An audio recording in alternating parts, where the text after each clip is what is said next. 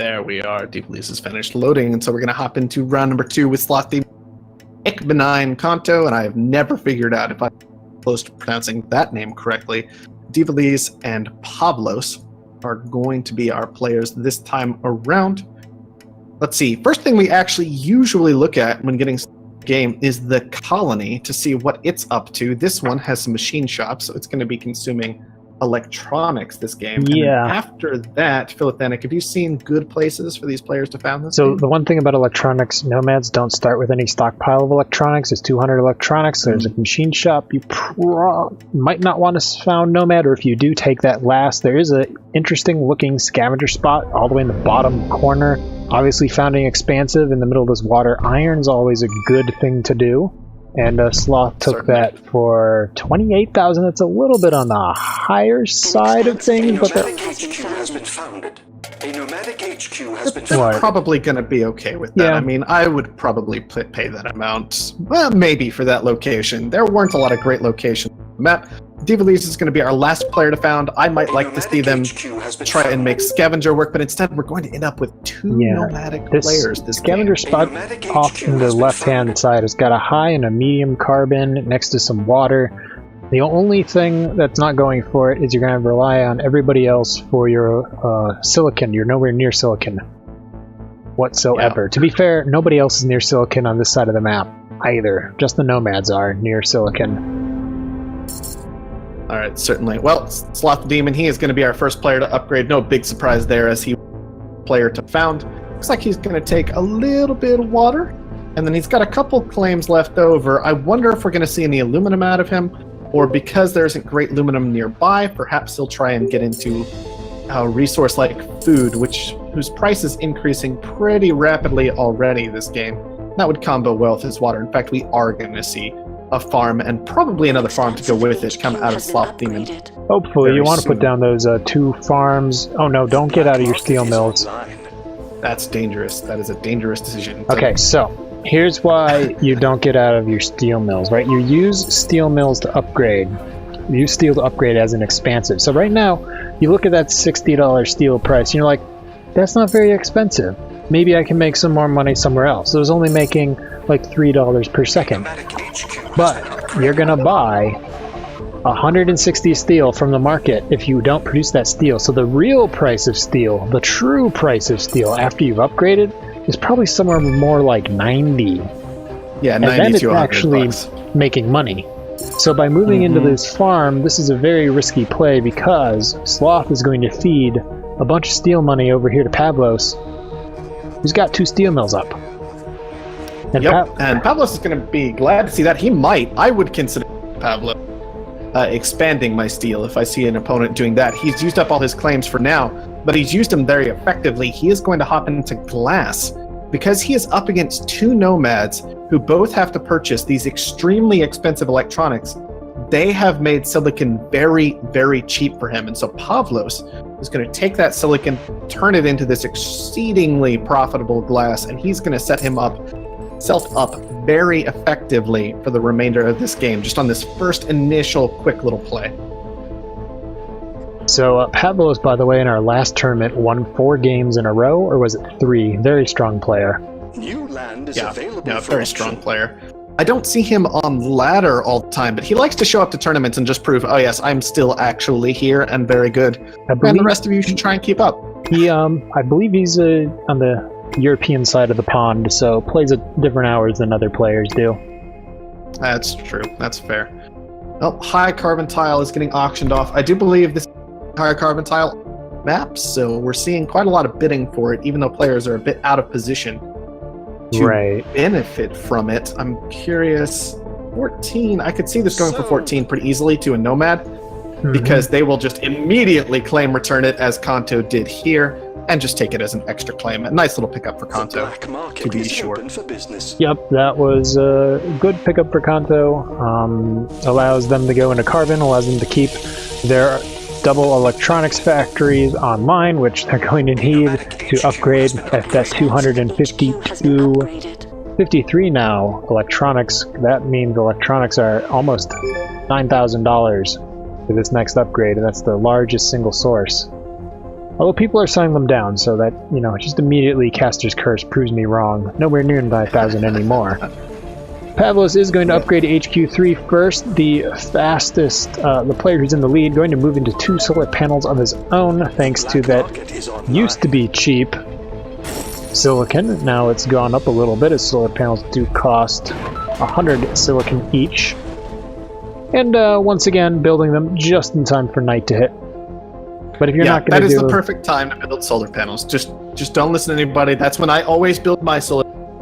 That's when you guys should build your solar panels too, just as the sun goes to bed for the So night. what you might do instead is they're on 2 water tiles. I like that because that means you can rotate out of them in the water later. Water pumps are free. They only cost 10 seconds to construct. Go into water pumps. Wait till right now and then build your solar panels. That's fair. Just basically missed out on maybe 100 free water or so there. Maybe not a huge deal because water isn't super expensive right now, but it's those little edges that you find that sometimes can make or break whether or not you succeed in Offworld Trading Company. Kanto has caught up, as has Sloth Demon, to HQ3, and actually they're doing a pretty good job keeping up with Pavlos here. Cash about equal for our expansive players. As you can Kanto with a see small cash lead. in the chart right here behind the numbers, that jump in steel all the way up to around $100 right when Sloth Demon upgraded is now hovering at 90. That's why you don't get out of steel. That's potentially very nice for Pavlos. I am a bit surprised that has not made effort to expand his steel production this game. This has been something. I'm not surprised because this is what Pavlos is thinking here. Sloth Demon, maybe he's thinking here. Sloth Demon still doesn't have any steel up. Sloth Demon is going to lag behind without any steel. This is an easy pickup for Pavlos. You get to pick up an expansive early with those extra claims. That's great sub-income. And right now Pavlos is in the lead, neck and neck with Kanto, so definitely would be one of the people that would be able to pick up a potential early expansive. So stay Alternatively, he just hadn't gotten to it yet because now the 3rd steel mill is coming online. Now, it's just a 3rd though. It is just a 3rd. Well, that's what I was thinking. Is you go for the 3, you go for the triple steel mill, right? Because then you've set yourself up in a position where you're making a little more steel than aluminum, but that's fine. You don't really want to sell the steel down, but you use it for some of your buildings, and then you've set yourself up so that you've got a good amount of steel and a good amount of aluminum to go ahead and just push for the upgrades. You don't even want to sell it down, but you just want to be in a spot where you can rapidly move through upgrades. Then after your opponent has bought a lot of steel, you've got that solid source of steel production already set up. You've expanded very effectively, and that's going to give you a great source of cash moving into HQ4 and 5 so that you can get the advanced buildings online and functional that you would like. Core samples coming down. Looks like Pavlo's trying to find just a little bit more iron there, and he has found some lows. Not what he was after, but certainly something that's usable. Yeah, that's as he hits HQ4. Other reason why you don't necessarily go for 3 steel mills when you only have 1 high and no other sources of iron. That's true, but when your opponent is doing a nice job of keeping his iron mines around and selling those down for $5 a piece, it makes things a lot easier. This is why you have to pay attention to what your opponents are up to. What are they doing this game? Because they are going to have a very real impact on prices this game. And in particular, like the Pavlos Sloth Demon reaction is where that's most clear this game. Where Sloth Demon not making steel, pulling an iron, that keeps iron's price low and steel's price high, and Pavlos is able to take advantage of that very effectively this game. Meanwhile, Kanto, though, he's still pretty clearly in the lead. HQ4, ton of cash on hand. Making power money. Kanto's the only one to go into the wind turbines, which there were some attempts to attack them, but a well-placed goon squad has kept them online until now. That elemental quarry allowing Kanto to go into wind, or everyone else going to solar, which turns off. So power's still high. Pavlos finally going into some wind turbines and double solar panels. Pavlos is going to be, what, 78,000? No, they'll just keep Kanto from making too much power money. They won't pay any of their debt. But yeah, Kanto, $85,000 to throw around at HQ4. Sloth Demon did buy up their stock, so not really a potential pickup opportunity there. So it looks like Kanto's just going to go into patents with that extra money. Patents, as Zoltar mentioned the earlier game, do give you unique bonuses that only you, the owner of the patent, can have. So slant drilling allows Kanto to mine from adjacent tiles. A decent pickup as a nomad, as you are claim limited in the late game. These mules are traveling very, very far for Pavlos. I'm a little bit nervous about that. So Kanto's going to take yet another carbon tile for himself and get a quarry on up. But these are Pavlos's mules that have traveled all this way to gather this carbon. And I'm always nervous about that because mules cost a surprising amount of fuel. And on top of that, the expansive player, well, he had some carbon right next to his base that he could have maybe used mules on if he hadn't built a quarry there. And on top of that, he has very efficient freighters, far more efficient than the mules that he sent out. So this is just costing Pavlos an awful lot of fuel. Looks like it's not having a serious impact for now, but if he continues to make these plays, it might add up over the course of this game. Sloth Demon moving into more farms just in time for a dust storm, which reduces the farm production by 50%. Yes, very painful, that dust storm. So, not something that you want to see. I'd rather see a triangle of steel mills. Like, iron is so dirt cheap, 131 for those steel mills. That would allow Sloth Demon to upgrade, as they are in C deck with only this one solar panel. We haven't talked much about Daviliz. They, yes. They've caught Divaliz, something. They've caught up to HQ5 with Kanto and Pavlos. They were struggling for a bit, which is why we hadn't talked about them, but they've just been making some nice, solid decisions over in the back. They are shipping water a little bit farther than you'd like to see as a nomad, but that's the only place they can go for water, so... Yeah, I think it's partially been strong decisions from Divaliz, and partially the extremely expensive aluminum that they've been able to benefit from. Basically, these players have been upgrading so rapidly, there have been spikes in aluminum's price as they occasionally buy up a large chunk of it to get to the upgrade. It's just one and little... so that's allowed opportunities for Divaliz to catch up from having the extra aluminum tiles. Just one little problem with that upgrade is Divaliz didn't necessarily make sure they had enough income to defend themselves. And right now we're seeing a hostile majority buy attempt. They do just need to get one more claim, while Kanto needs to purchase 4. So it looks like they should be fine now that their income's coming in. Yeah, but this is very half-hearted. Like, Kanto didn't cancel out of patents, hasn't made any real effort to shut Divaliz down. I mean, this is just a little, I'm going to make sure you're playing honest purchase rather than a real attempt at a majority buy. Right, this is, a little bit of a scouting on your opponent's defenses. See if they're paying attention. What are the patents looking like? We do have Cold Fusion, Nanotech for Sloth, Virtual Reality, Slant Drilling for Kanto, Superconductor for Pavlos just as the power price dies completely thanks to that random short. Surplus, but yes. Yes, surplus. Carbon scrubbing coming out for Kanto. Offworld's once again not decently cheap. There are 2 that you could launch right now.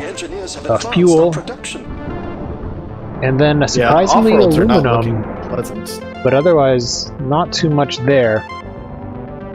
No, I'm really looking at, I want to make sure that I've got chemicals online at this point, I think, because, and I don't know if any of these players do, this is one thing to always watch out for. As we get to HQ4, HQ5, players start getting advanced buildings down, especially the Patent Lab and the Optimization Center. Those are consuming chemicals constantly. So oftentimes, what you see high-level players do is get some chems down and get a little bit of chem optimization done just so they can really benefit from those chem prices. You can see Divaliz is going to go into that first. Has $200 a second chem refineries over here. That's going to be very, very nice for them. They're catching back up into this game very effectively after a very difficult HQ1 with those $200 electronics. Yeah, that's good. Kanto should be going into chem somewhere as well, since they did pick up carbon scrubbing. They don't have to worry about the carbon price, and they have all that carbon flowing in themselves. So a bit surprising they don't have any chems now. Kanto did decide to move into a first Offworld disguised as a patent lab. Our fortune awaits. I probably would have hidden that as an optimization center, to be honest, instead of a patent lab. Black market is open for Yeah, business. people often just kind of ignore optimization centers. Like, it's a building that makes sense to be there, but it's not one that you're too interested in paying very close attention to. Unlike a patent lab, where players will often spy out a patent lab so that they can see which patent you're after, because that's not normally revealed to them. If they were to put a spy here trying to get an idea of what patent Kanto is after, they would instead find out, oh, that's actually an off-world market, and that's not something Kanto would be interested in having happen. Plus, a high-level player like Pavlos may look at that patent lab, see that it's researching something, and then 1 minute later, when no new patents have been researched, be like, oh, that's not a real patent lab. Maybe I should investigate. There are all kinds of little clues that players can pick up on, figure out what the deal is with holograms. On the other hand, sometimes there's the brute force, I already put a spy down and I see you building that off-world market right now, which is what the advantage that Kanto has over Pavlos at this very moment. Yes. Always good when you luck into that. That's why if you don't have thinking machines... Okay, Pavlos has thinking machines, so the placement makes sense. does. But if you don't have thinking machines, by the way, does reduce the cost and time to repair buildings that are directly adjacent to your headquarters by 50%. Also reduces freezes and mutinies by 50% as well. So quite good. Optimization. But if you don't have That thinking freeze is not machines, very effective, for example. It's only going to last 15 seconds off-world market, so barely an interruption at all for the time being. if you don't have thinking machines, you may try to put your patent lab over here at the end where this electronics factory is, as players are less likely to throw a spy over there. Absolutely. Especially now that spies have that 30-second cooldown.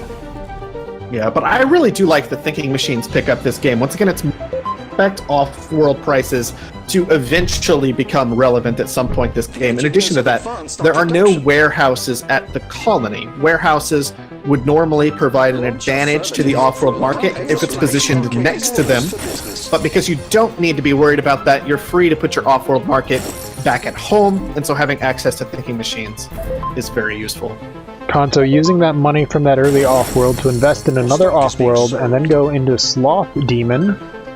Sloth Demon still lagging behind a little bit in HQ4, had a lot of debt that they just paid off. And you can see they're making a lot of money, right? 228 on those chems, 170 on these greenhouse farms. Okay, they finally do have that steel up. They finally realized that, you know, you need a lot of steel. $60,000 of steel to upgrade. That's not purchasable off the market. You better make some of it. Yeah, you can see how Sloth Demon, despite the quick start at the beginning of the game, has really struggled to keep up, and a lot of that does just come down to not respecting the importance of steel when it comes to upgrading, allowed it to get out of control, and was not able to sufficiently make up that money anywhere else in the market. So that's really caused him a serious problem in this game. And looks like Kanto's going to punish him for it.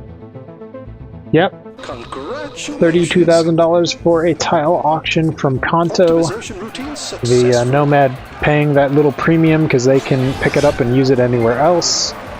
Not this time, though. Kanto has actually managed to use up all of his return claims this game. So he is stuck with that one. But that's still a very, very, very good spot. You could put a hacker array there and have it just go nuts. That's impressive. Most Nomads only use about 4 return claims. Yeah, that's fair.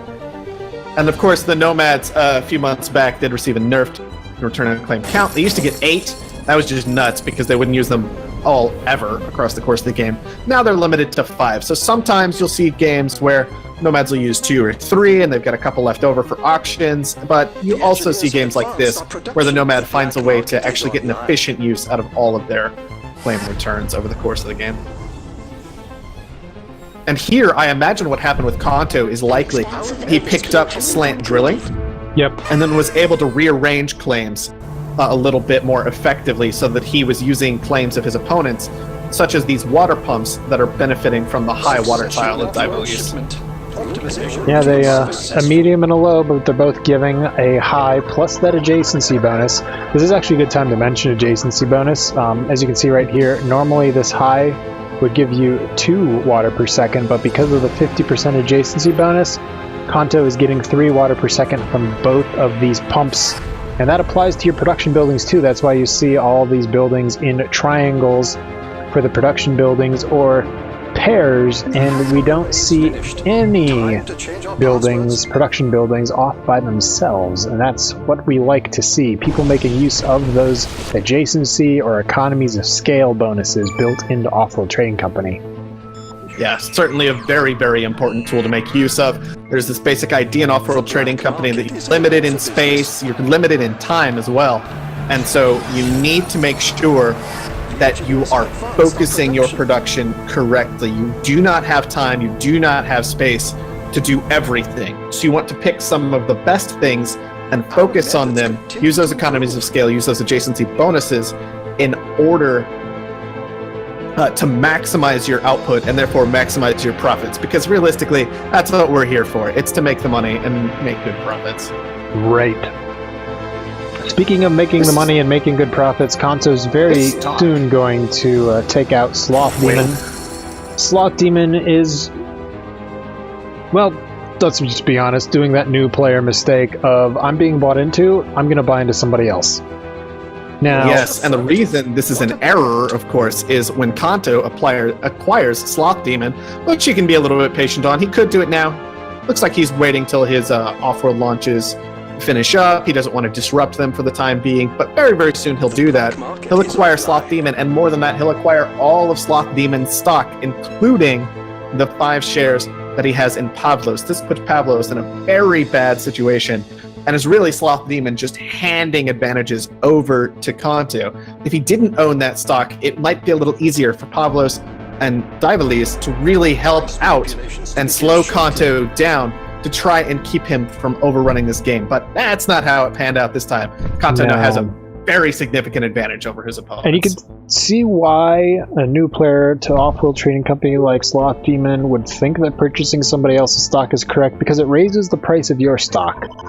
The problem is it doesn't raise the price of your stock enough to even come close to matching the advantage that you're giving to the person who will probably buy you out anyway.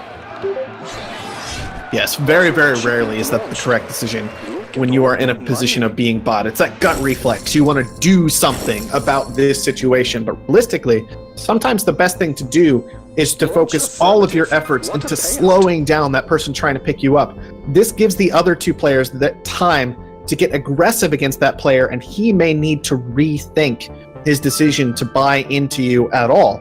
And that can sometimes force the player out of your stock and give you the opportunity to catch back up into this game. But if you choose to buy into the remaining players, that will only make that initial player focus on you even harder. And it's just not going to be the tool, that the decision you need to make to stay in this game. You're making yourself more valuable, but your stock price isn't going up high enough to counter that increase in value. And you're playing Kingmaker. That you are indeed. Now, Kanto is going to have, he's got quite a lot of cash. He hasn't chosen to focus in anybody, in part because that would have required him probably selling out of Pavlos. Pavlos is a very valuable pickup because he has multiple off-world markets online already. Those are making good money at this point. He has strong other production, and that's great. Dively is a little bit less valuable to pick up, even though they have strong production. They do not have the off-world markets, but if Dively's is eliminated, that means Kanto will likely win the game, as that eliminates a very large amount of money from the market. Dively's assets would be wiped out at that point, and he would not have to worry about that $400,000 anymore.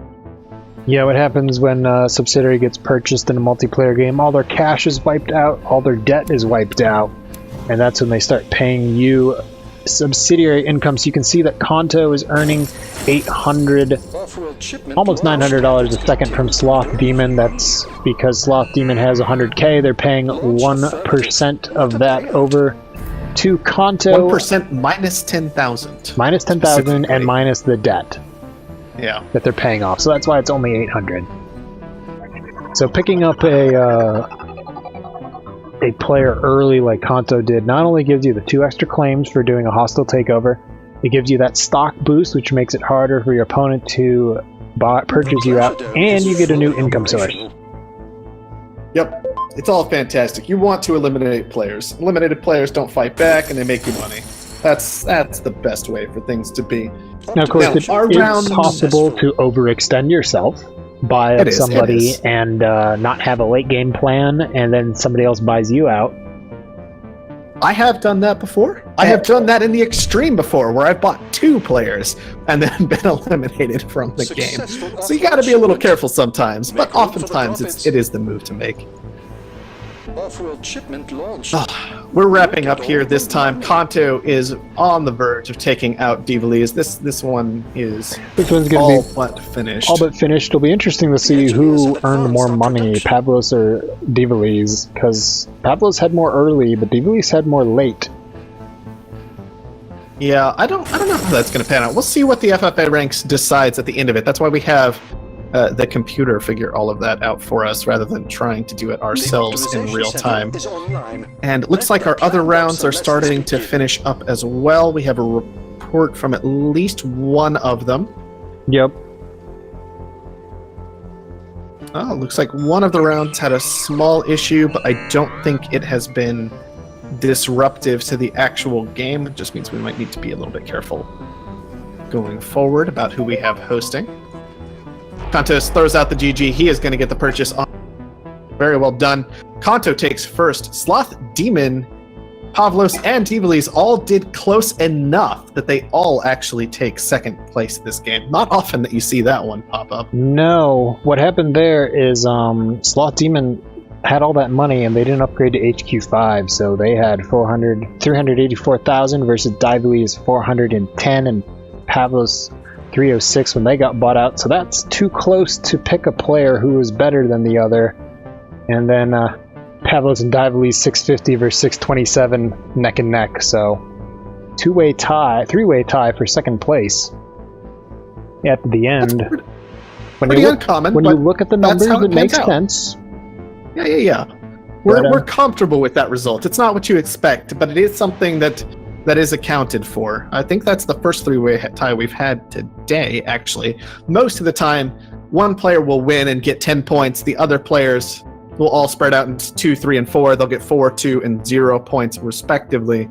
But there are systems in place to account for ties as well in terms of number of points awarded. So that's all just fine. It is a valid result for the mod to spit out.